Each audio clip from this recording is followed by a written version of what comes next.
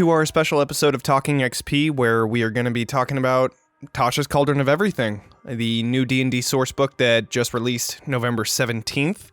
It is filled with new subclasses, spells, magic items, and a lot of other things that DMs would be happy with, and players alike. There's a lot of good stuff for players in there. Happy release day, everybody. Yeah, we're all excited to talk about this. I'm the host, Johnny. Hi, Johnny. And Hi, Johnny. With me, I have Zach. How you doing? Pretty good. How are you? I'm doing okay. Ryan, how you doing? I'm doing pretty good. I'm glad that you introduced yourself this time. Yeah, me too. Yeah, I totally forgot my name last time. So happy to know your name. I was pretty confused about it. Yeah. This time my microphone is probably sounding a little bit better because of technical difficulties last time. But you know what? It's a learning curve. I think we're gonna rock this. There's only upwards and onwards from here. Exactly. Absolutely. Only leveling up. So, just to get this all started, so there's a book. Tasha's Cauldron of Everything. Yeah, it just came out, and I got the book, and I also got the one on Roll20. First off, impressions.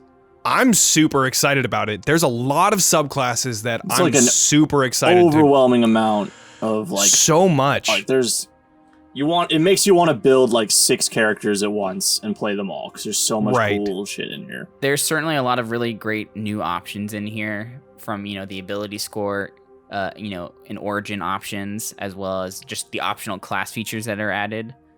Right. Let's talk about that.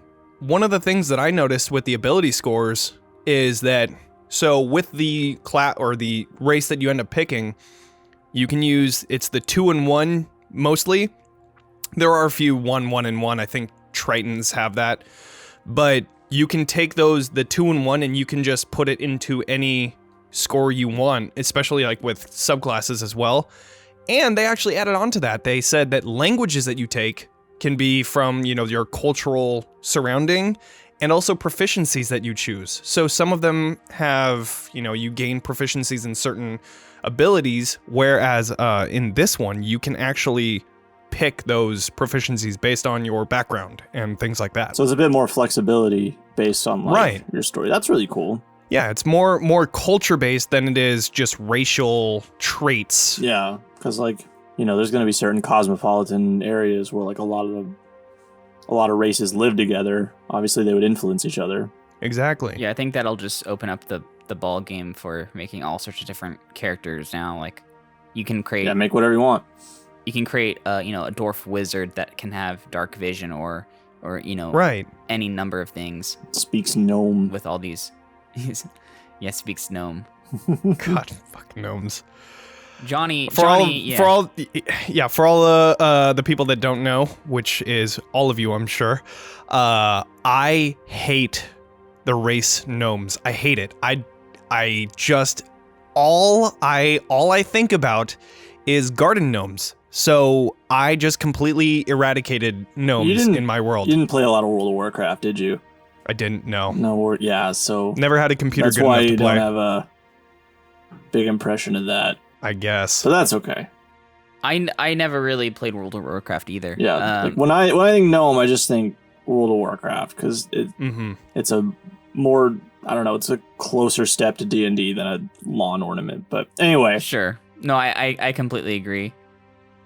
We have no problem with gnomes. I think they're cute and fun and tinkers. It's okay. Besides the point, I get they're not in my world. But besides that point, looking back at Tasha's Cauldron of Everything, one thing that I thought was really cool, and it started in the very beginning of the book, changing your subclass. It's possible now, and it's actually like a written thing. Rule for that? Yeah, it's so when you're trying to change your subclass, if say you don't like it as a character, or if there's a story reason, character arc that a story reason, you can actually go. It's a number of days equal to 2 times your new level that you'll be getting on the next level. And then 100 gold pieces times that new level as well. So what it basically lays out is you are training into that new subclass during those days, and you're paying somebody to train you into that. So you'll have to go and find somebody that is, trained in that subclass and is willing to teach you. Or there's also another point that they make where it's a sudden change. Yeah, like one of the examples they gave was a paladin of, I think, I don't know what oath they took, but basically you break away from your oath, or maybe something happens in your life where you change from being an oath of one thing to oath of vengeance, for example, or something like that, where maybe you're going on a vengeance quest to kill undead because, something tragic happened, and so you just basically immediately just change subclasses. That's really cool. Right, and you don't get to keep your old stuff, though. No. Right, no, you completely ditch your old subclass and you pick up the new subclass. Yeah, that's to be expected. So, that's fine. Yeah. But another cool thing besides that is the optional class features that they've actually added to pretty much every single class. Even beyond subclasses, everybody gets new stuff. Right. Your class in general just picks up new features depending on if your DM wants to adapt them or not. If they do... And why wouldn't they? Right, of course. If they do, there's a lot of cool things that get added. Like, one of them that comes to mind is rogues. If you're a more stealth archer type of person, what you can do is, even if you're seen, you can just steady your aim. You have 0 movement speed on your turn, but you gain advantage on the attack, which as a ranger, you get, rogue, you get sneak attack with, and it's just automatic sneak attack every single round. That's pretty rad. And of course, that's the benefit is obviously more attuned for, a ranged rogue, because you lose the movement speed completely. So if you're, in melee range, you can't disengage and get out of the way because your movement speed is 0. And it's a bonus action. I forgot to say that. So too. it's a bonus action, and you don't have your movement speed at all. So you're just channeling it, like all of your actions into damage. Right. And when you are a ranged person, like a short bow, long bow, whatever, that's worth it. You don't even use that bonus action anyways, unless you want to hide. But if you're hiding, you're going to be getting... it's basically like you just get the advantage anyways. Yeah. So that's pretty cool. And if you don't really need the movement, because with my experience... the rogues, they're gonna make whatever they hit explode with sneak attack anyway. They do a shit zillion points of damage. That's a pretty cool feature. I dig that. Yeah, I thought it was really cool. I think some of the other cool ones that we saw were for the bard, I think, right? Where you could channel your inspiration to do hit points, extra hit points. You can give somebody, you can roll your bardic inspiration, and it gives... That's cool. ...regained hit points, and also damage. You can choose to make it do damage also. Right, which I think that one is kind of interesting because College of Valor, that's one of the big things that they get to do is add that inspiration die to damage. So now it's kind of nerfing in a way to College of Valor. It's taking away something that was very iconic for it. So, but in the end, I mean, bards just get it now, and I think that's pretty cool. Yeah, I think the really cool thing with all these optional features too is... a lot of these classes just get these bonuses. And then, of course, there's a few of them, like I think the Cleric has one where it replaces a certain ability. Instead of having X ability, you get this now, if you want. Most of them, you just get it, which is kind of cool. Are you talking about, like, fighting styles? Because I know that both a Paladin, the Fighter, I believe, the Ranger... all 3 of them, and I think there's another one, I can't remember right now, but all 3 of them have their fighting styles that you pick during their levels, and now, when you get to the ability score improvements, you can actually switch that out with another thing if you want to. In addition to the ability score improvement, too. So you can do both, which is cool. The other thing going along with that's not what I was talking about. I was talking about, the Blessed Strikes ability is an 8th level cleric feature that replaces Divine Strike or a potent spellcasting ability. So there's things that replace certain things, but what you're talking about... Where you can pick and choose, yeah. What you're talking about, it seems like almost every class that has some kind of special feature that they can change out at ability score levels. Like the cleric, for instance, can change out cantrips as well now, and right, which is super cool because you wouldn't be able to do that before, where you couldn't change out cantrips. Right. Yeah. I mean, in real sense, like if as the DM, if a player is like, hey, this cantrip sucks a lot more than I thought it was, can we switch it out? I'd be like, yeah, that's fine. But I mean, now, if you don't want a cantrip anymore, or if you know the arc that you're going on, you could switch it out with something else, you know? So I think that's really cool.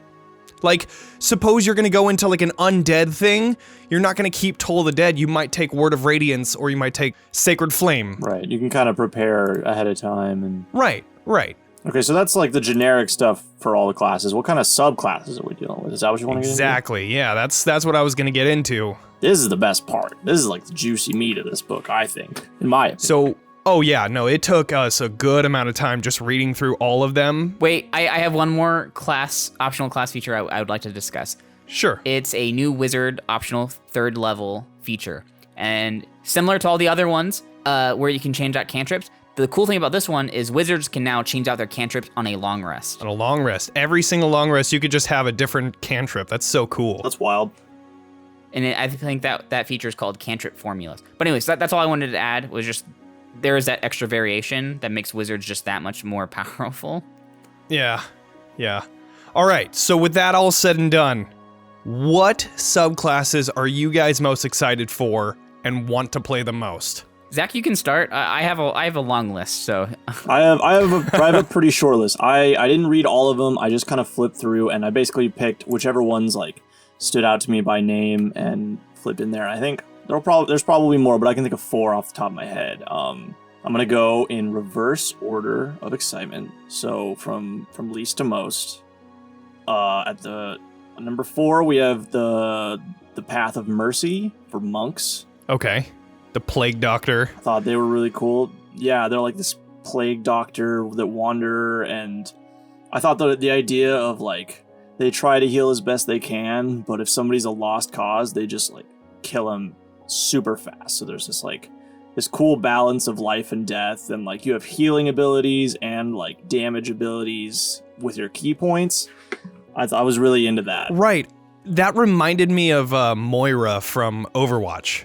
The one where she has like the Healy Orb and the damage ray. I mean, obviously this one's more punches, but that's just the same kind of like feel I got from this monk. But yeah. See, from just reading that one, what I really liked about it was definitely that feature, which is I guess the primary reason you'd go that way is you could do damage or heal, and how just interchangeable they are. Like once you get to a high enough level, it's completely interchangeable. No matter whatever you do, you can just do 1 punch damage, 1 punch healing, 1 punch damage again. Like it. Well, you can only use the damage once per turn.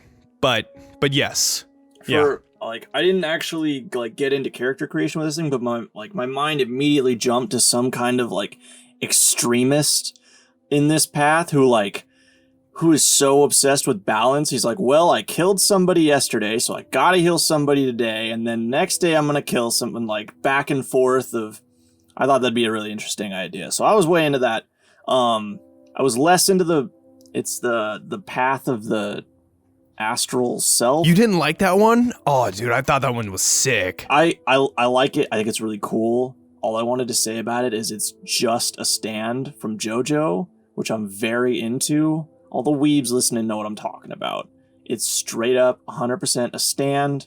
And that's very cool, but I thought the Path of the Mercy was just a little more, like, interesting.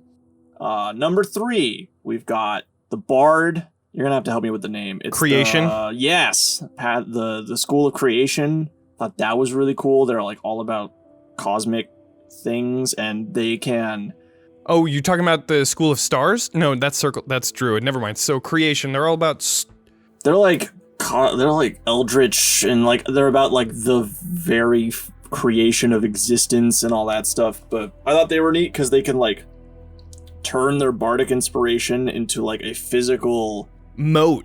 Yeah, that like floats around, and if you get bonuses depending on what you use the inspiration on. So like if you use your inspiration on a saving throw, you get a bonus on that. If you use it on an ability check or damage roll, you get bonuses on that. I thought that was really interesting for a bard, and like some different like opportunities to use bardic inspiration.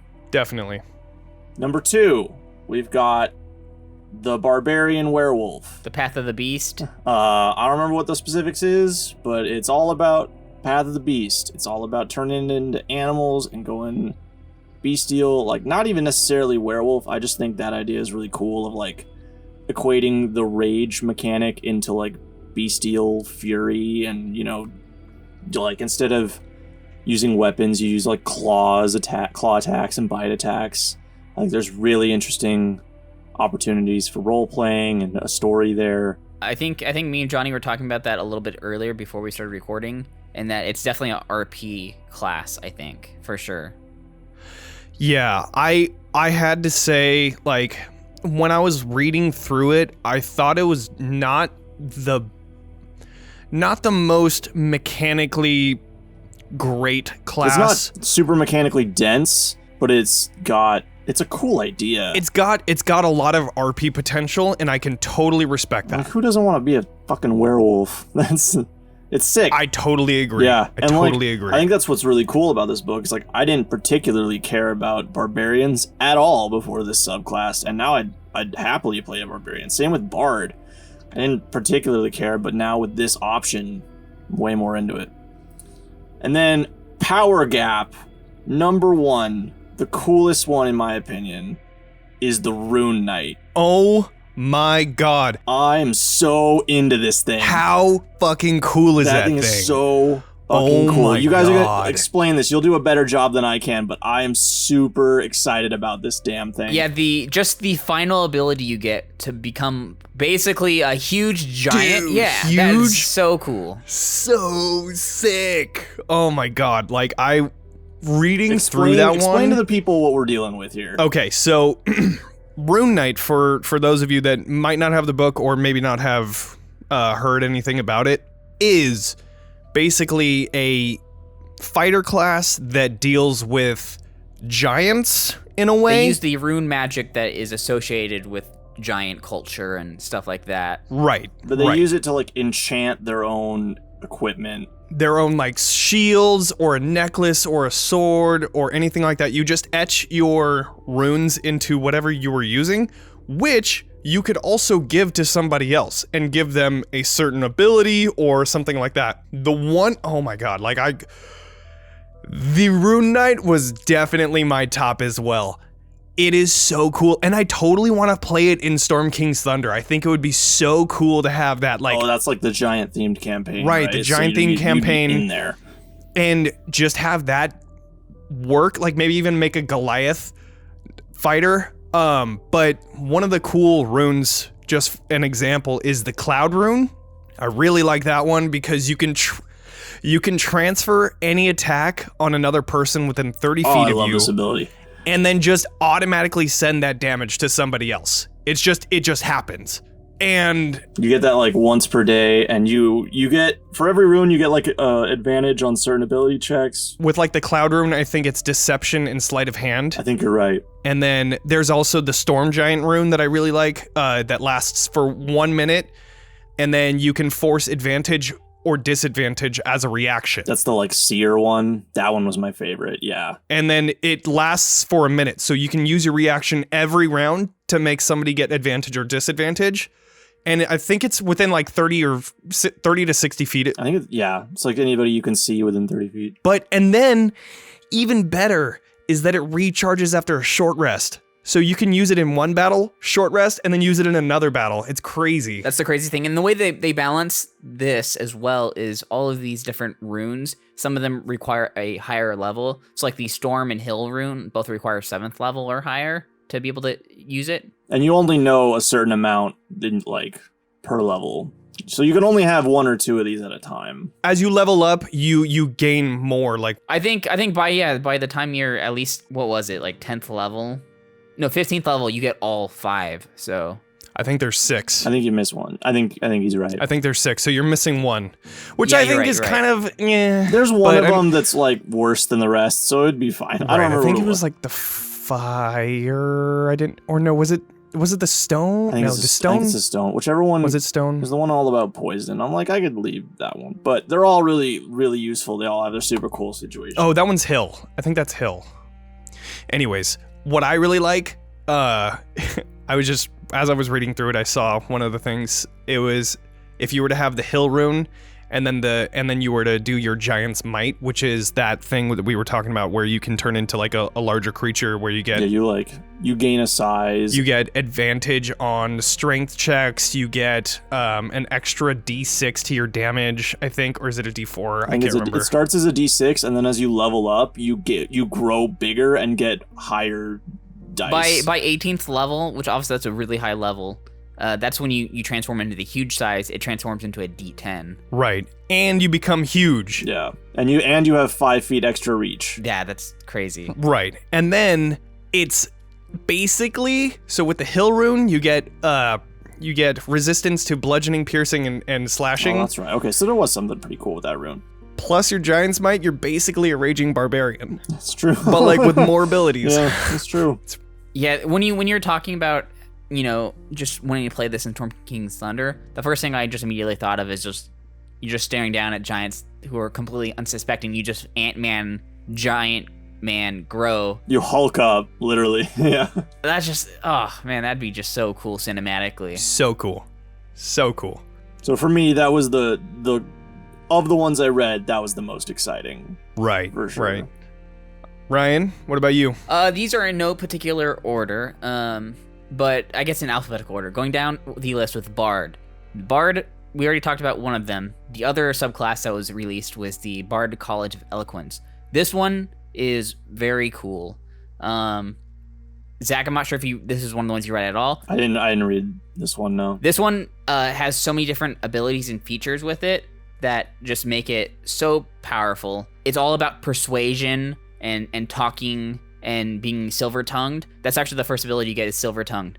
And with that, you basically are the master of saying the right thing at the right time. At 3rd level, you get this. The ability, number 1, whenever you make a charisma, persuasion, or deception check, anything you roll below a 10 becomes a 10. Oh, wow. So they have that rogue thing, but for charming people. And you get it at 3rd level. 3rd level. So this is like role play the character. That sounds pretty cool. This is like, I want to be the DM. Yeah. So I'm gonna play a bard. I could totally get behind this, actually. There's more to it as well. Another 3rd level ability you get is unsettling words. And with that, you basically use your words to magically cast doubt upon a creature. And basically you expend one of your bardic inspirations as a bonus action. And you roll the bardic inspiration dice. And basically the creature has to subtract whatever you roll off your bardic inspiration on their next saving throw. Wow. Because you did make them doubt themselves. And so those are the 2 things they get at 3rd level. I like that a lot. That's a good setup for some like really good saving throw needed spell to throw at him, because like a charm, Right, or like I'm just thinking like banishment. If you're trying to banish like a devil or a demon or something, and they're just continuing to pass, you could always just hit them with one of those, and then it'll lower. Wow, I like that a lot. It's pretty cool. Zach, I figured you'd like this one. It gets better. So this is the other thing that's really killer with this class. They get unfailing inspiration. So what this means at 6th level, your inspiring words are so persuasive that whenever you give a bardic inspiration to somebody, if they fail, they keep it. Wow. And they get to use it then they get to use it until they succeed with it, and then it goes away. Ooh. That's the coolest thing about this class, I think. That's so good. Yeah. I think that was one of the biggest things that I was like, holy crap. I can't tell you how many times I've a bardic inspiration still wasn't enough, and how heartbreaking that is. I'm into this. They also get universal speech, Zach, where your speech is magically intelligible to anybody you're talking to. You can't understand them, but anybody you talk to can understand you. And that's an ability you can only use like a certain amount of times per long rest, but still. And then this is the other cool thing. It's going on inspiration again and persuading people. It's called infectious inspiration. And with this, when you inspire someone and they successfully pass whatever the inspiration was on a ability check, attack roll, or saving throw, you can use your own reaction to expend another bardic inspiration and give somebody else bardic inspiration without using a Bardic Inspiration dice. You just give it to them for free. That's cool. Which, that can chain. So you can just keep dumping, like, inspiration on. Well, one of the coolest things about that is that you can have up to 10 Bardic Inspirations at that point. Because, I mean, if you throw one out, I mean, say, okay, Charisma at 5. Say you have, Charisma plus 5. And then you give one out, they use it, they pass. Now you can just freely give that to somebody else. And then that person passes, freely give. So you're just giving all of these Bardic Inspirations. You know what? Even... And I'm thinking about this now. You could have almost unlimited Bardic Inspirations. Okay, so here's the thing though. There is a caveat, English. The caveat for it is you can only use it up to your charisma modifier, reactions wise. That's what it was. So you are limited up to doing it 5 times per long rest. But that's still more than usual. That's still 5 extra Bardic Inspirations. That's still a lot. Right, so it does go up to 10. I remember reading that, but...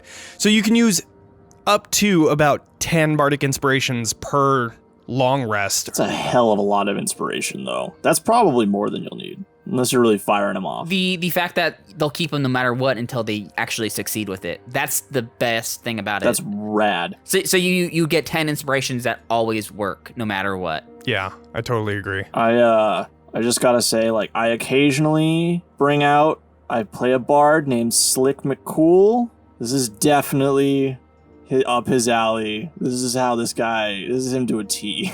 Slick McCool, I gotta say, was probably the coolest bard I've ever seen. Oh, definitely. Like, nothing's cooler than Slick McCool. He will return one day. I hope so. What's next? What else we got? So that was the Bard College of Eloquence. The next one that was really cool is the Cleric Peace Domain. Yes. Johnny, go for it. I'll let you take care of this one. Okay. I definitely like this one so much because one of the biggest things that I liked is that you basically get free bless, and it's 10 minutes, and it's not a concentration. Whoa. I missed that. I didn't even realize that. It's not concentration, so you can just give it out. You use it equal to how much your proficiency bonus is. So at first level, I think, right? Yeah, this was part of the bond, correct?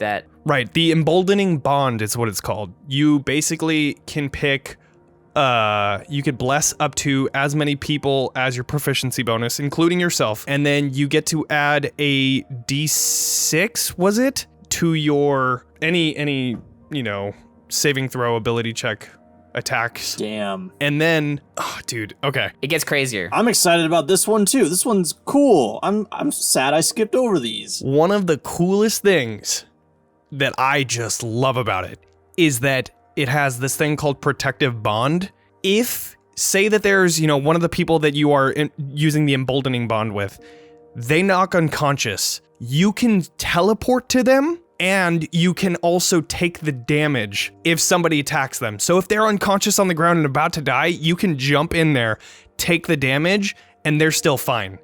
That's the craziest. Oh, it's so cool. So the thing with this, for that part of it, you need to be 6th level. That's when you get that protective bond section. You have to be within 30 feet of said person that you're bonded with. Right, and that's a thing that's pretty much always on there with emboldening bond. You always have to be within 30 feet of the people that you... Well, you can make a chain, too, so one person can be 30 feet from you, and then the other person that you're also bonded can be 30 feet from that person, so in theory, 60 feet. So as long as everybody's paying attention, you get everybody.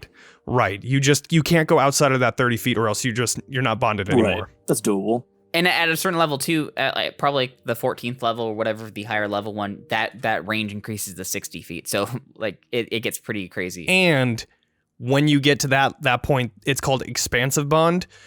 When you do that good old switcheroo where you take the damage, you also have resistance to all of that damage. Whoa. So you only take half of it. So there's that's a good chance it won't knock you out.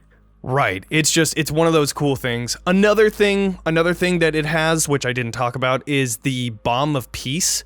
Bomb of Peace. Yo. It creates a peaceful time where you can walk by all of the people without taking on any opportunity attacks, and then you can tap on creatures that are within range of your movement and heal them 2d6 plus your wisdom modifier. So say that you have 4 other people, That's pretty good. you would have 8d6 plus your wisdom times 4 total healing points. So you have Oh, whoa. They all get healed for all the across. Okay. That's the channel divinity too, right? and that's the channel divinity. That's insane. For a channel divinity, that is a crazy amount That's of a health. massive It's a AoE lot. heal. And you can use, well, it's not AoE. You have to move around. So Right, you have but to be it's within still- range of them, but still. I mean, say that you have a party of 5, which seems to be pretty much average now. Party of 5, and you're within range of all of them to walk through, like, you can get 8d6 plus wisdom mod times 4 of healing in total. It's crazy. It's nuts. That's interesting because when I read that, I thought it was one creature. I didn't realize it was all of them. Every single person that you walk by.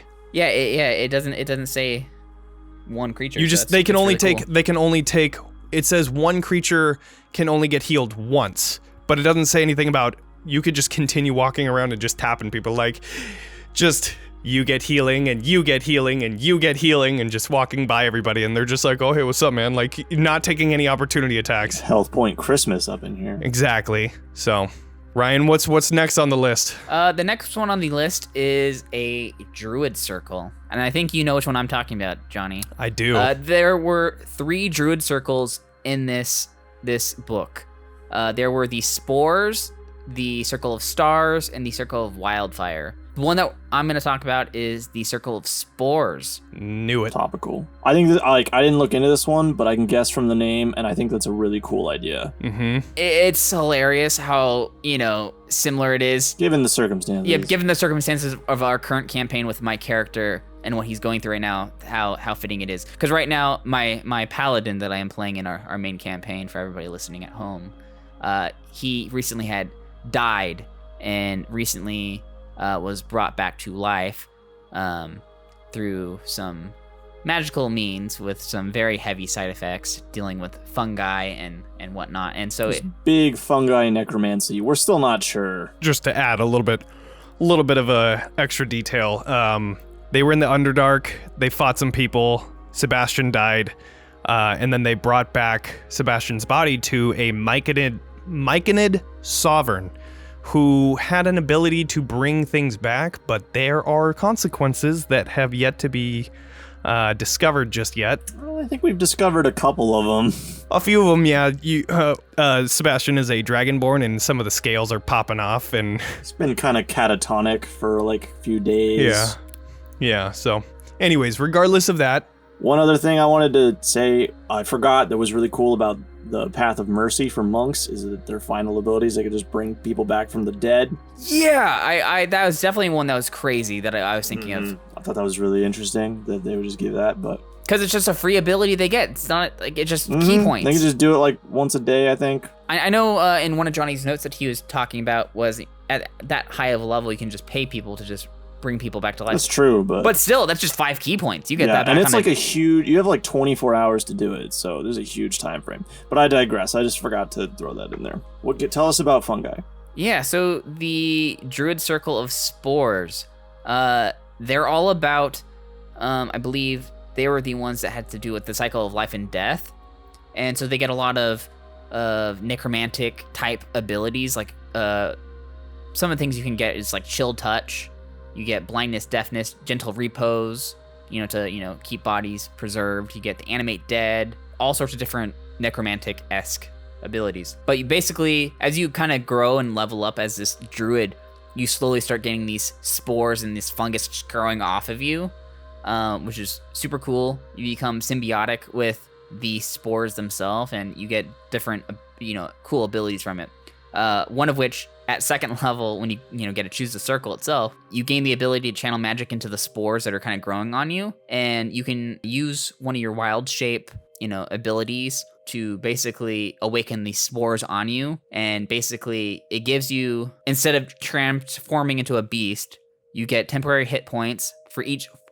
Here's the cool thing: you get 4. It's a lot. You get 4 hit points for every druid level that you are. It adds up real quickly, pretty much. especially at second level. I mean, if you're at second level, you're getting what that'll be. Their druids are D8, right? I imagine they would be. I think they're D8, and They're then definitely not a D6, and they're definitely not a D12 or D10. I don't think so. so you get 8, and then you get 5, and then depending on your con, so what? That's 13 just right there, base level without con, and then you just get 8 additional temp hit points. Like, it's a lot. It's a lot for level 2. It's a lot. I mean, once you get to like a level 20 in Druid, that's an extra 80 plus health. You would just have. It's crazy. And it's just from expending your wild shape, which and lasts for 10 minutes, and then all your temp health goes away. 10 minutes is a long time, though, in D&D. That's an insane amount of time. It absolutely is. I believe it's 10 minutes, but I might be wrong. But the one thing that I do want to say is when you do that symbiotic entity ability, when you lose those temp hit points, it ends the symbiotic entity thing. So it's like you have like an armor of spores and fungus coming out of you, and once those are cleaved off, then you're done. That's what I remember. So that was kind of one of those. What a cool visual. The other thing I didn't say about it too, Zach, is when you do damage at all with your Halo of Spores ability, because that's another ability you can have. That's another second level ability where you have all these invisible necrotic spores on you that are harmless until you unleash them onto a creature. So when a creature you can see moves into space within 10 feet of you, you can use your reaction, I believe, to just attack them for 1d4 necrotic just by shooting out spores at them. So that's just a reaction you get every time they enter your space. And that also scales up as you level up. So at 2nd level, it's 1d4, 6th level, it's 1d6, 10th level, it's 1d8, and then 14th, it's 1d10, and then that's the end of it. So okay. So that's just extra reaction ability, yeah. Yeah, that's like free damage. And, yeah, I mean, that's whenever you have to use your reaction, so it's once per round. Right, but still. But it's whenever somebody just walks in 10 feet from you, you just hit them automatically. So that's the Halo of Spores ability. Once you trigger the symbiotic entity where you get all that bonus health, you get to roll the damage for the Halo of Spores ability twice now. So anytime somebody comes into it, you get double damage. You get 2. Yeah. Nice. And then also with the symbiotic thing, you get the melee attack. You get to deal an extra 1d6 necrotic damage just in general. Just for extra mushroom damage. Which I imagine is very similar to what's the special druid ability you get, the cantrip that Sam didn't know about for Shalala, I think. I don't know how to say it. I think that's right. Yeah, that ability. I feel like that's probably pretty comparable to that. Something like that, but for free. Yeah. Yeah. But yeah, that's the 2nd level ability, Zach. That's not even going. We're only in level 2. Oh my god. So at 6th level, you get the fungal infestation, and what these spores do at this point is you can take these spores on you and you can animate it on a corpse. Oh. So kind of like what happened to Sebastian, kind of. Oh. So you get to play with minions. Basically, Cool. So what happens is if a beast or humanoid that is small or medium dies within 10 feet of you, you can use your reaction to raise it as a zombie. Mhm. So you get a zombie stat block. Rad. However, it does have only 1 hit point. That's all it needs. But there are spells that can, heal undead. I'm sure you could give it temporary at HP or something. That's 1 hit point? It comes up with a 1 hit point. Interesting.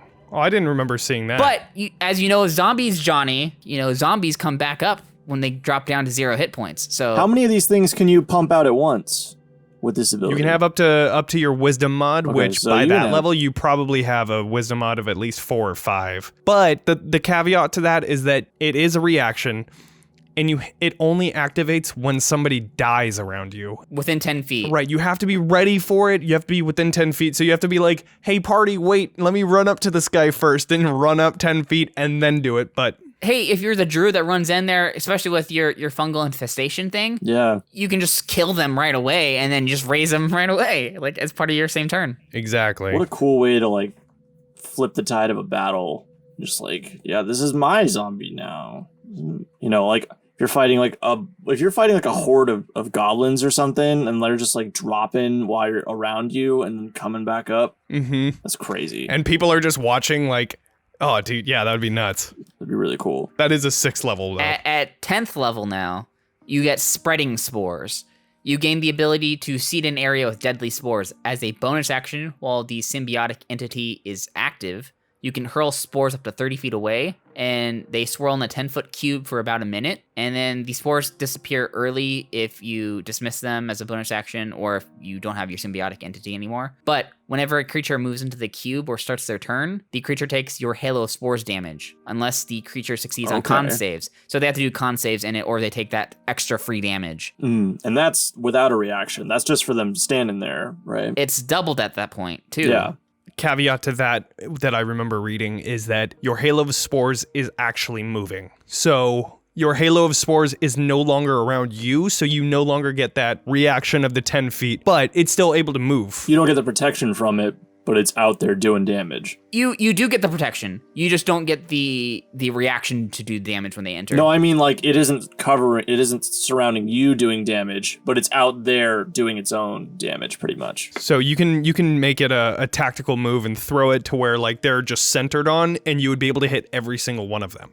So that's the other thing, is that you can hit more than usual, because anybody that's in it gets damaged, versus the Halo of Spores, when people go into it, you use your reaction to attack them. So it's just a little different. It's like a spooky, was it Guardian of Spirit Guardians? Yeah, kind of like that. Kind of, yeah.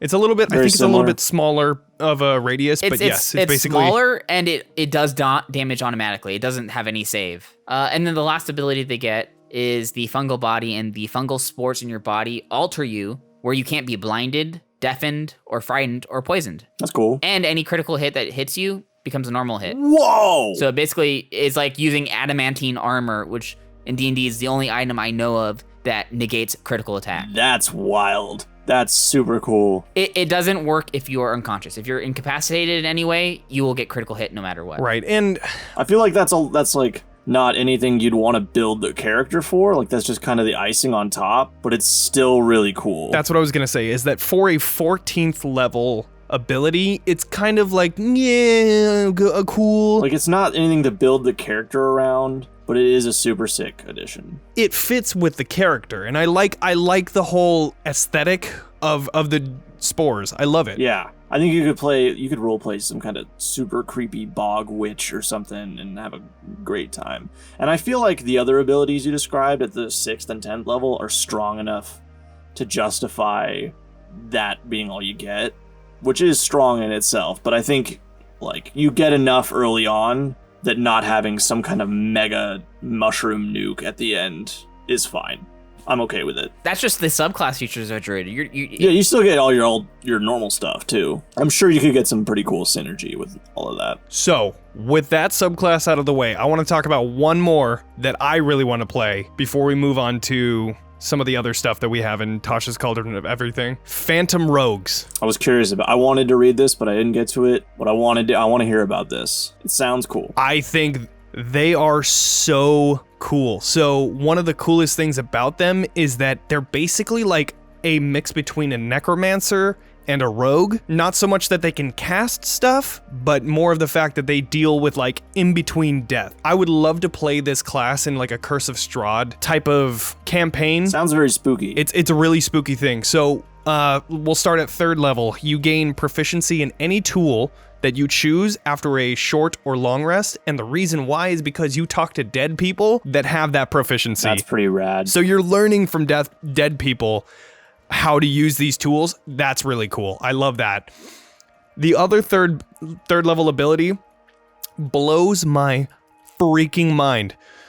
So you hit somebody, and when you hit with sneak attack, you take another roll of half as much dice with your sneak attack.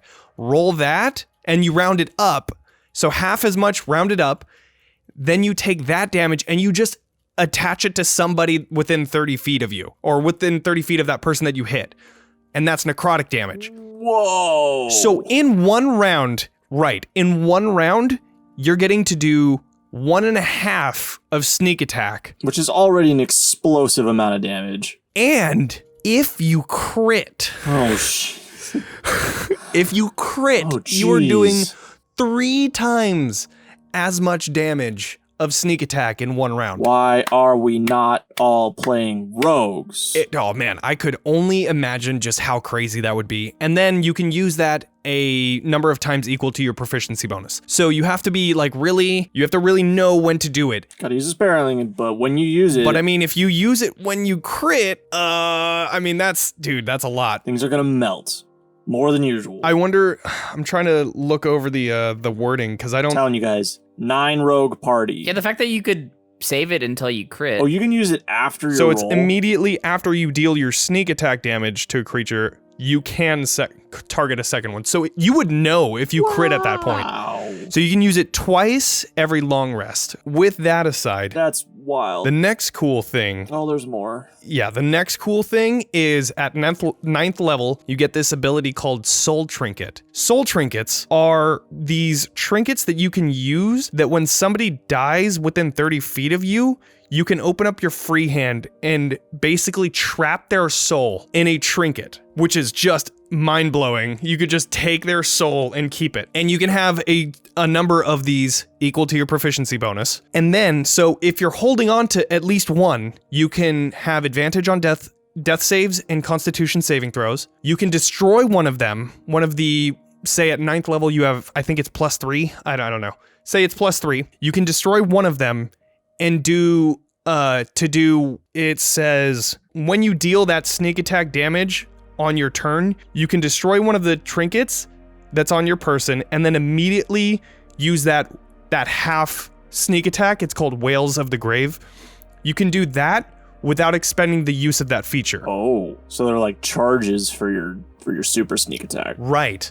And you can use Whales of the Grave up to your proficiency bonus amount of times, and then on top of that, you can use it an extra 3 depending on how many soul trinkets you have, which is just insane. That's a lot. And there's more. How is there possibly more? Before we say this, just the cool thing about taking the soul too is in D&D, to be able to bring somebody back to life, you have to have the soul. If you don't have the soul, if the soul doesn't exist, you cannot revivify, you can't resurrect, you can't do anything. You could trap an ally and keep it until you have the ability. That's actually to bring a good it call. back. I mean, you could do that, and you could have the I don't know. I don't know if it would work quite that way. I'm sure you could figure it out in a way that you could do that. It'd make it so nobody else could take the soul for her. That's true. Yeah. I'm saying, like, if you release it at the time and place when you have the ability. The example I was thinking of that we could have avoided in our Rise of Tiamat campaign was when we were in the town that was attacked by the Black Dragon, when I can't think of what the evil green dragon mask guy's name was. Neuron Vein.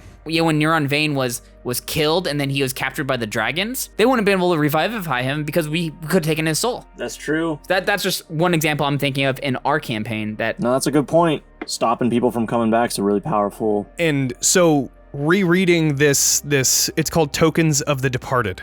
Rereading that ability, you can just do this as many times as you want. You just have the maximum of your proficiency bonus that you can have of those trinkets. So that means that anytime somebody dies within 30 feet of you, and if you use one, you can just get another one directly after. So that means that you almost have unlimited amount of uses for the Whales of the Grave. And on top of that, you can, if you have too many, you can just destroy one and ask them a question as an action. And it's like, to speak with dead. Right, but you get one question. And they don't have to answer truthfully. And it's based off of which soul you capture. They only know what they know. So that's one of the things that you're going to have to keep That's going to be a real bitch for the DM to keep track of, like, if you're killing and rotating all these souls out. Right. So I think that that's one thing that you could be the rogue and write down a name. And be like, hey, who is this? And then write down, hey, this is a goblin that I killed from this cave. I'm pretty sure this was maybe it was the dwarf.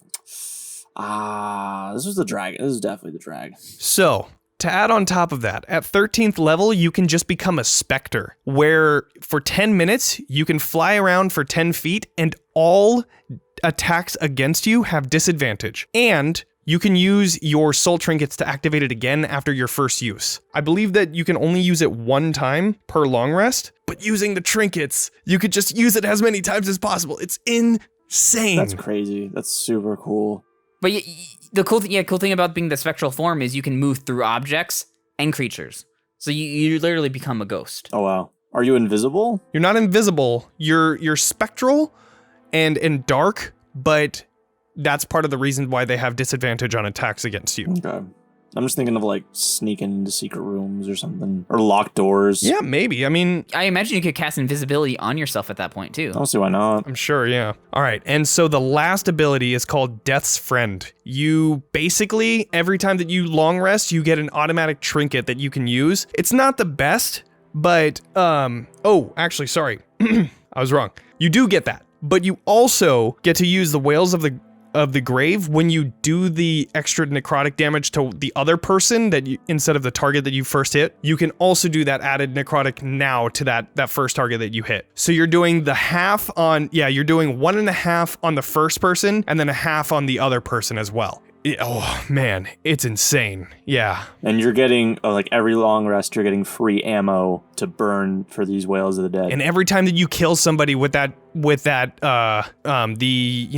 sneak attack, every time you're killing somebody, you're getting another soul token or trinket. So you've always got ammo to burn on these sneak attacks. Always. You're always pumping out. That's insane. What a cool idea. I would love to play a Phantom Rogue. Yeah, that would be rad. And then just one side note that I have, since subclasses are pretty much the biggest meat of this episode, I think it's fine that we're talking so much about it. The one thing that I want to say, psionic classes are cool. I just think that the mechanics-wise, they're very meh. And to add on to Johnny's note about all of the classes, we're definitely going to be releasing more content talking about these classes more in depthly, at least all the ones that we haven't covered in this episode. So if we missed one that maybe you're interested in, we'll definitely cover it in a future episode as well. Yeah, we'll be releasing that sometime soon, so just take a look and just keep up to date on that.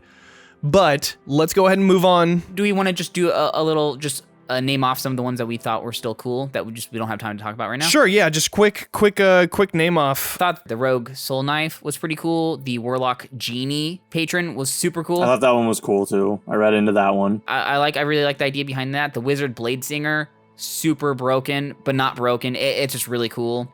And the other wizard, Order of the Scribe, has a lot of other cool abilities as well. And then the Artificer Armorer is basically Iron Man. Yes, that one's pretty that cool. one is pretty cool. The Path of Wild Magic for barbarians is absolutely awesome. It's chaotic and just beautiful in every way. Yeah, I mentioned that one about the monk, which you basically get a stand. That's cool. Right. The Astral Self is really cool. And then the Ranger gets a rework that it has been needed. I haven't gone into depth on how much they change for the Beast companion, but it does look like they fixed a lot, and there's a lot of just general class fixes that they make that are optional and replace a lot of the other class features that they had before. Yeah, definitely makes it more, not current per se, but more versatile. Oh, and there's also a lot of new Eldritch Invocations that we can talk about as well in our class thing.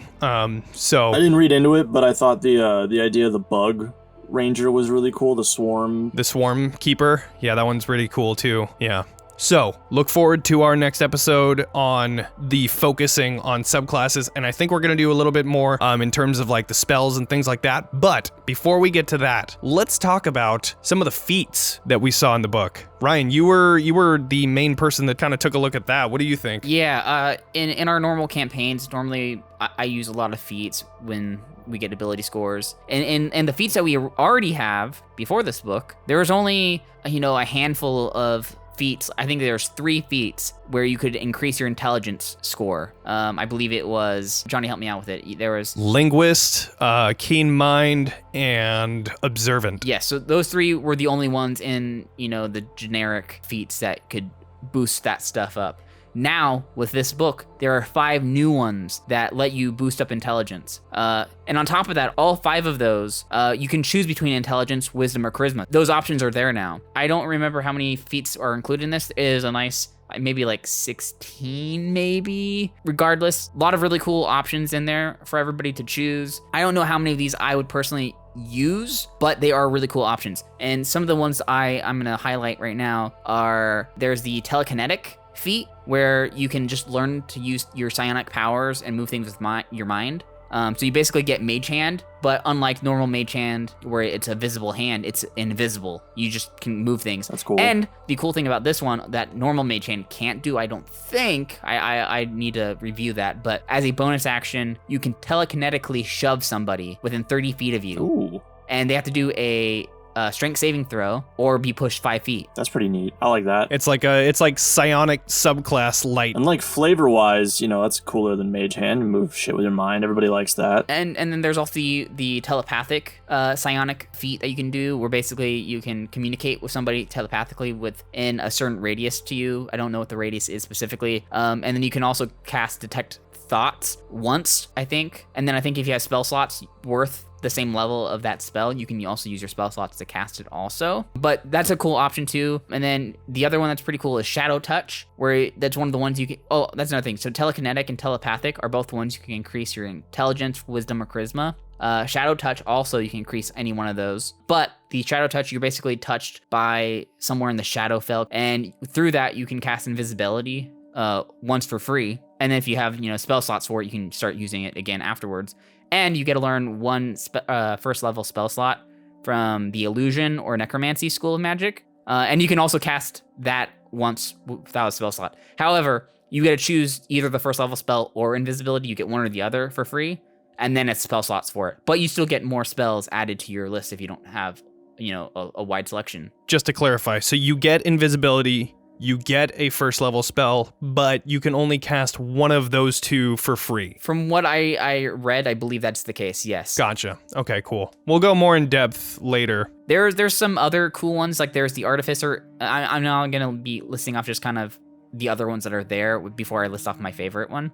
The Artificer Initiate. There's already, I think, Magic Initiate in the normal feats where you can choose a certain cantrip and spell from, a number of different magic spellcasting lists. With the Artificer, you get to basically do the same thing. You get to pick a cantrip and a spell slot from the Artificer spellcasting list. You get Chef. That one's simple. You're able to cook food, and your food can heal people, which is cool. Oh, that's useful, actually. Interesting. Okay. Yeah, so you do it over a short rest, and you basically anybody that did a hit dice over that short rest gets to add like a 1d8 to your hit dice. All right, that's a cool thing to have. And if you do it over a long rest, you get to have food that lasts with you throughout the day, and you can take a bonus action to eat it, and you get temp hit points. Oh, cool. Okay. That's pretty sweet. Which, with this new book, I believe temp hit points, they don't stack, but... They don't stack, But no. if you just want that extra temp hit points and you don't have any, then if you don't have any, then you're good. Yeah, that's pretty cool. Just a few hit points can make big difference. There's another one called the Crusher, where basically it's more bludgeoning damage based, where you get to increase your strength or constitution, and then also once per turn when you hit somebody with an attack that deals bludgeoning damage, you can push them 5 feet, and then when you do a critical hit with bludgeoning damage, you get advantage on the next attack. And then there's similar things like that for slashing and the piercing damage, so there's similar things like that. There's a Fey Touch, similar to the Shadow Touch, where you get a different ability. I don't know what it is offhand, but you get a Fighting Initiate, this is cool that they've added this. This was never a thing that I can remember in any other feats. But now, if you take the Fighter Initiate feat, if you're not a fighter, you get to choose any one of the fighting styles from a fighter. Oh, that's cool. And that includes all the new ones, which this book included like 3 new ones or 4 new ones, which are pretty cool. Right, yeah, There's Meta Magic Adept. So now, if you're not a sorcerer, you can get Meta Magic and 2 sorcery points. Interesting. That's cool. And then there's also the Poisoner, where you can basically bonus action apply poison. And then my favorite, lastly, is the Skill Expert. And this one, you get to choose any ability score, increase it by 1. You get to choose 1 skill proficiency, and you get to choose any one of the proficiencies that you have. I believe it has to be a skill, but I don't know if that includes tools or not, but you make it expertise. And I think that's the best feat of all. Oh, wow. So that you just get better at a whole bunch of... Right, you get the ability score, you get a proficiency in a skill, and then you also get expertise. That's really good. I think it actually doesn't specify expertise. I think it just says you double your proficiency, but it doesn't. You can't do it on something that already has expertise. But I think there are other things in this book that double it. And so I think since it doesn't use the word expertise, I think you can maybe double it. I'm not sure about that. No, No, I've looked at some of the rules. It says that you can't double Okay. on top of. You can only have up to double your proficiency. So unfortunately, that would be broken. But yeah, I think out of all the feats, I think that's the one that I would personally use. That's a really cool way to like round out your character. If they really suck at something, you can, bring it up or like make them extra good at whatever it is. right. Yeah. Cool. So with feats out of the way, group patrons. Zach, you kind of focused on that. What Yeah, so I read up on this. I was pretty excited about this from the beginning because I may or may not have started writing a campaign, and I may or may not have been homebrewing this exact thing anyway. And so the fact that they just dropped this was very exciting for me. So I was reading into this, and basically it's exactly what it sounds like is you get a patron for your party, and that comes with all manner of perks and requirements and like missions, and essentially the book just tells you like, this is the concept, and here are pages and pages of examples, and it's just like it's a backbone for your campaign, and then a well of inspiration that you can look into to branch off of and do whatever you want. So the list of patrons that they suggest, again, you can do whatever you want, but they've listed an academy, an ancient being, an aristocrat, criminal syndicate, a guild, a military force, a religious order, and a sovereign. And all of them have different quirks and things. I'm going to go over a few of the highlights that I thought were the most interesting. Ancient being was really cool off the bat.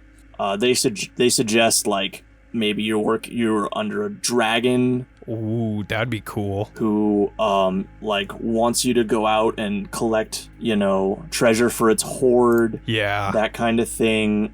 That's cool. It suggests a lich. Oh. So like me is like a lich that's like, pretending to have your best interests at heart, but you don't actually know what's going on with this thing. That could be really cool.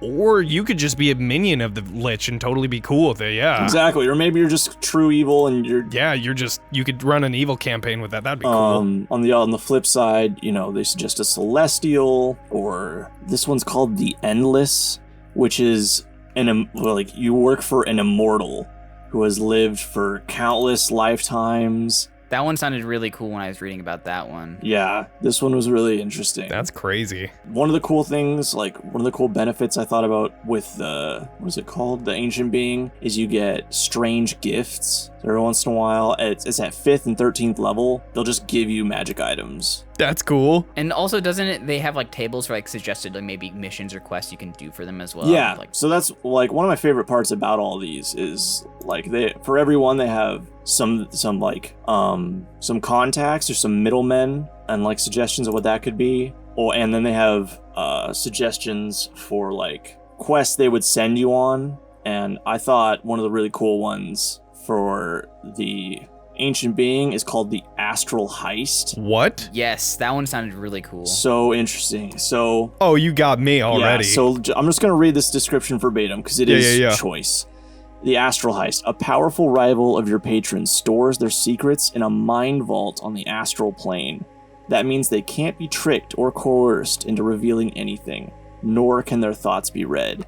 You must find the vault and travel through the rival's deadly memories to find the knowledge your patron desires. Oh, that sounds so fucking cool. Doesn't that sound like the sickest session of all time? Oh my god, that sounds so cool. Yeah, that could be a whole campaign, just that. Yeah. Just trying to lead up to that. Oh man, that'd be so cool. The things you could do where you're exploring somebody's memories and minds. Right. I loved it. I was so into that. Oh, that's so cool. Moving along, another one I thought was interesting is the Aristocrat. They peg this as like kind of a, like a foppish lord or a merchant, like tycoon, that kind of thing. And some of the quests were interesting, like family peacemaker. You gotta go and like, talk to their uncle who has looked badly on them and like maybe put them back into the inheritance, that kind of thing. But what I really liked about the Aristocrat is the perks, where you have like they'll pay for your travel expenses, your equipment. They'll give you diplomatic immunity, so like you can commit small crimes and that kind of thing. They'll host you in their mansion for a few weeks out of the year. But the best part about all of these is that the last sentence is like, if you do too much, they're gonna get pissed off. So like, if you trash their house, if you don't take care of the place, they're not gonna invite you back. That's so funny. If you commit some heinous crimes and like, or the crime Straight up just murder somebody. Or like, or if it doesn't have anything to do with the job they give you, they're gonna fire you and, you know, get mad. So like, I thought that was a really interesting dynamic. That's so funny. I really like the criminal syndicate as another patron. Yeah, I could see a lot of like really cool quests coming from that.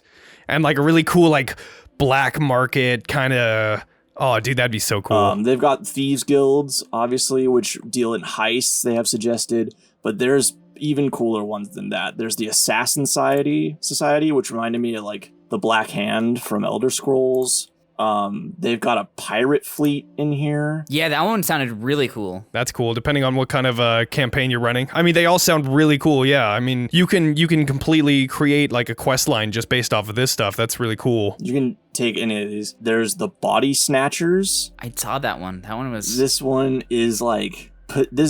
kidnapping and possessing other people, and then they seek to replace influential individuals throughout society. So that's all about plucking people out and coming back in. Holy shit. That's like Halo kind of stuff. Like, isn't that a wild idea? I never would have thought of Halo that. stuff where like they steal like the kids and then replace them with a clone and then take the real kid and turn him into Spartans. You're like impersonating political figures and moving things to your wheel. That's so cool though. Oh man. And the last one is the Thought Thieves. Psychic criminals infiltrate their targets' minds to steal secrets and disguise their existence. Oh my god, is So that Inception? Yeah, We both had that same. the Inception patrons. That's pretty cool though. I thought of Inception with the Astral heist as well. Yeah, that too. Right, yeah. I mean, it's similar, I would say, probably. And that would be cool for the DM to just come up with, like, random stuff. Like, you know how, like, in Inception where, like, the world starts folding on top of itself?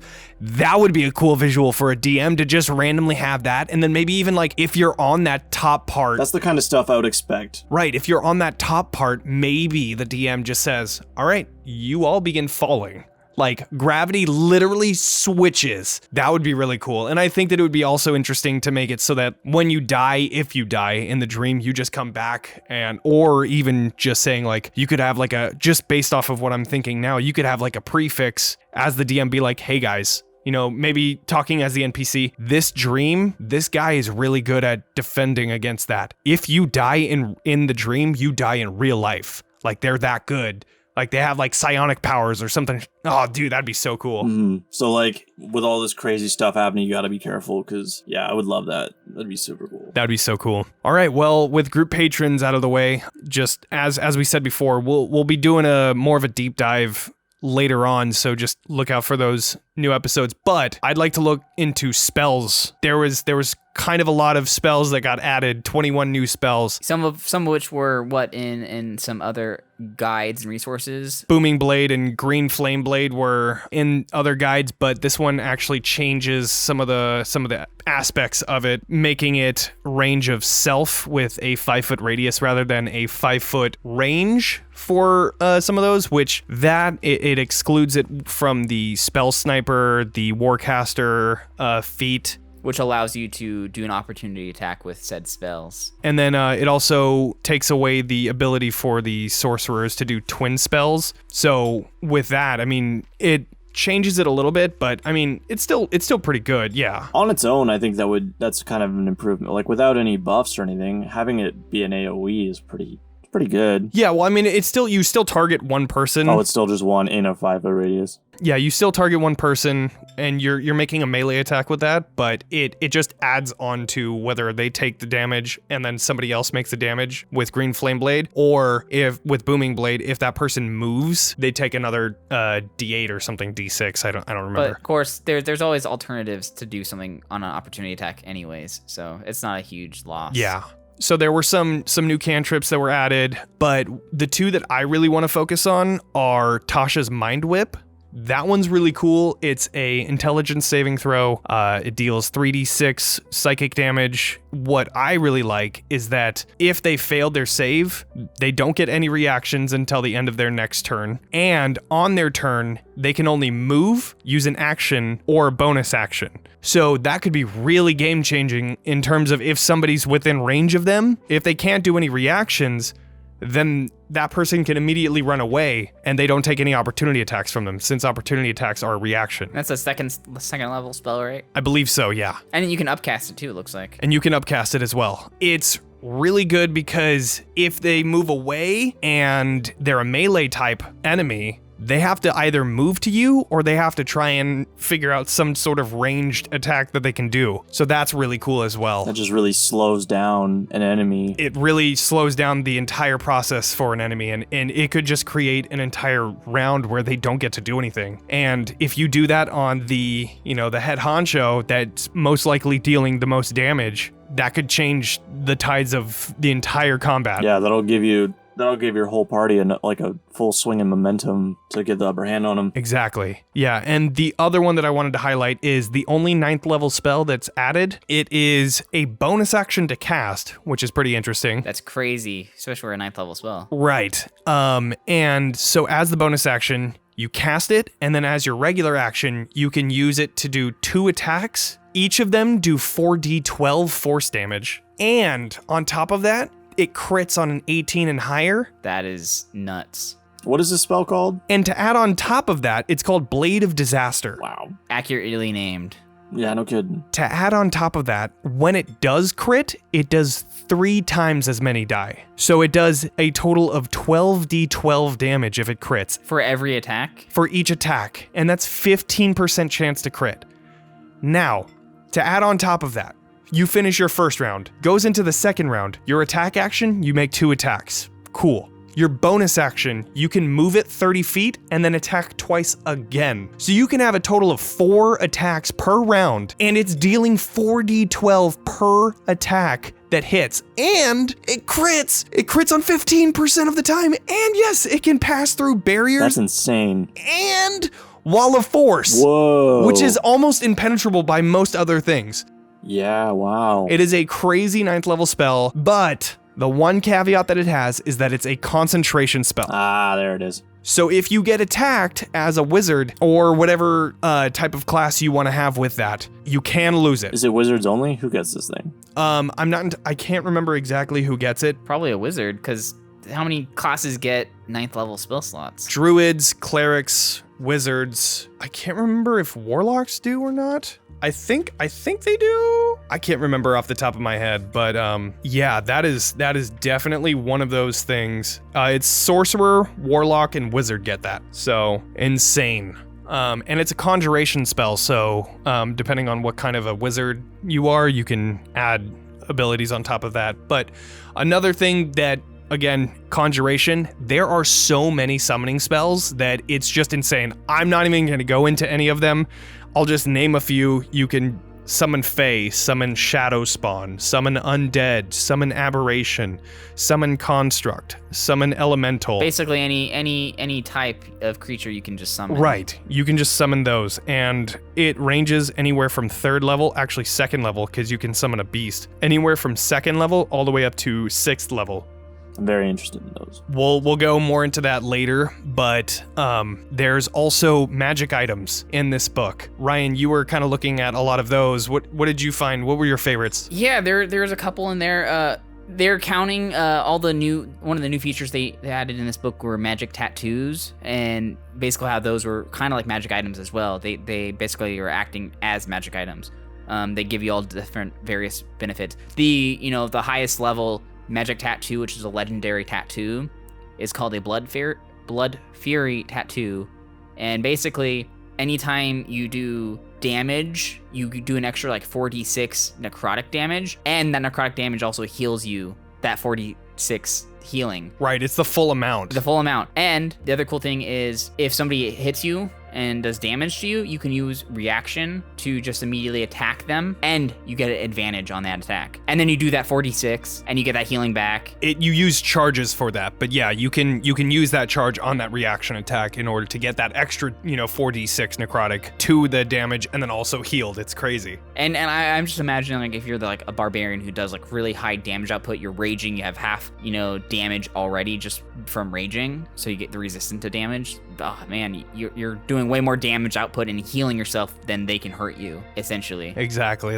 It's insane. Some of the other cool things that are in this, there was the all-purpose tool, which is a screwdriver that's for a artificer only, and it gives you +1 to your tool proficiencies. I wonder what that could be. It's an all-purpose tool, and there's different common or rarities of it. So depending on the rarity, you get a +1, +2, +3, and it's essentially, for those of you who like watch Doctor Who, it's like the sonic screwdriver, essentially, where it just modifies itself into whatever you need it to be. That's kind of what I thought immediately. This is just a silly item. It's a common item, but I just thought it was kind of cool that they added it. That's cool that it's in there. I like it. There's not that one. This one that I'm about to say. Oh. The prosthetic limb. If you don't have a limb, like if you're missing an arm, you just have a prosthetic limb that acts exactly like a normal limb. You can't be taken. It can't be taken off of you until you die. Right, which is I think really cool. I know that they're kind of making D&D more accessible for people, and that is one of the coolest things that I think is that it functions as a normal limb. But not only that, I just wanted to, since we're on this part, there's a not in here specifically, but D&D has kind of done a sponsor-ish of the combat wheelchair as well. That's awesome. Which actually it's in Critical Role. Oh God, what is his name? I can't remember. He's a dwarf ranger that basically goes through the tundra on this combat wheelchair, and he's badass as fuck. Like, that's awesome. It's so cool. But anyway, so yeah. That's a really cool thing that they've added. Some of the other magic items that they've included are, depending on the class that you are, there's variations of it, but for the like wizards and other like full casters, you get like a spell book or some kind of tome that can be used as a arcane focus of some kind. I mean, obviously you could reflavor it to be anything, but the cool thing about it is it gives you a +1 to your attack, your spell attacks, and a +1 to your saving throws as your spell save DC, which that's huge. I mean, I don't know if there's like, I don't know that there's any magic items that rules that I've written gives you anything like that. There might, I think there's a bard one that increases the DC, but there's not many though. But there's not many, no. And also with the arcane grimoire, which is the wizard's type of spell book, you also get an added spell slot for arcane recovery. So you just get an additional spell slot on top of what you normally get. But yeah, that's an extra bonus, which is great. Right, and each of the classes have their own type of bonuses that they give you. There's ones for like the cleric and paladin that's like a devout holy symbol, that gives you arcane focus, and it does the same thing. The ranger and druid have one that give you a +1 to your melee attack and +1 to your damage, plus saving throw, plus spell damage. It does like all this stuff, the works. So that's really cool. And then there's a new set of magic items for the sorcerers, which are kind of cool. The shards. They're the shards. Ooh. And they're from all the different planes of existence. You get, there's a Fey one there. So the shard of the Fey or Fey shard. There's the astral shard. There's a shadow fell shard. There's a outer something shard. But basically, elemental. Yeah, and each the elemental one has like 4 different elements you can obviously choose from as well, and that's right. And each of them do something different too. Yeah, it's pretty cool. Yeah, so each shard gives you a specific bonus. For example, the Fey shard. The triggering thing for all these shards is when you use meta magic. So to alter whatever spell that you're casting. So the Fey one, for instance, whenever you use a meta magic on one of your spells, it triggers you to roll wild magic. So if you weren't a wild magic sorcerer, you are now. You can now do that. If you want that thing to pop off more than it already does, there you go. The other one that I thought was really cool was the astral shard. This one, whenever you use meta magic, it just lets you teleport 30 feet. There's no recharging on it. You just do it every time. The shards just work that way. I mean, you have a limit on your sorcery points and your meta magic, but you still get to use that. Yeah. Yeah, as long as you have your sorcery points, you can just teleport 30 feet anytime you use meta magic, which is super cool. And you can, get out of dicey situations if you need to, or get into dicey situations. Pun intended. Oh, I get it. That's how we roll. God. Oh. So with that, that's the magic items that we're going to be featuring on this episode. We're going to be going a little bit deeper on that. The other things I just want to shout out in general, like just the other cool things that were brought up in this book. Sidekicks were officially implemented. Like I said, as we talked about everything else, like there's the optional class features, there's a lot of other things. That was the main thing I wanted to add was, sidekicks have been implemented. Yeah. Well, I was going to go over like the DM tools that are at the end of the book. I mean, real brief, it's a great addition to have in Tasha's. I think there are many great tools that any DM can use for any homebrew campaign, especially, or even just campaigns in general. Like, first off, the first thing that shows up in the DM section is a session 0, kind of not really checklist, but like a few things to think about and to talk about in that session 0, the first session before even starting the campaign. Do's and don'ts, backstories that you guys want to weave, things like that to talk about. Like you said, Ryan, sidekicks. It's a great addition for DMs to quickly create stat blocks for NPCs or even help, a weaker party take down a stronger opponent. It could also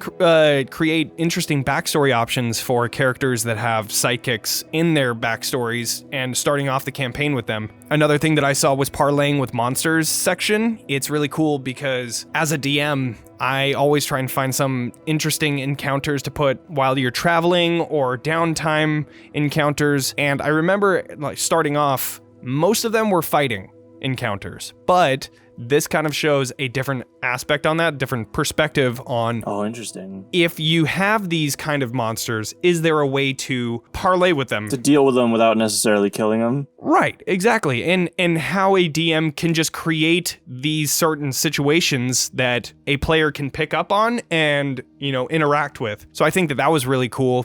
I'm definitely going to be using it. And then magical environments. At the very end of the book, there are multiple magical environments. We're talking haunted house. Hell yeah. There's a mirror world thing that you can do. Hell yeah. There's the far realms. Hell yeah. Don't know what that is, but sounds cool. There's a bunch of different places that you can talk about. I even like all the natural, hazards that they include. Like they have like rules now for avalanche specific things and different, natural occurring events like volcanoes and stuff like that, which is right, cool. Right. So it's really cool as a DM. If you are homebrewing anything, you can kind of take a look at some of the stuff that might not be in the DM's guide.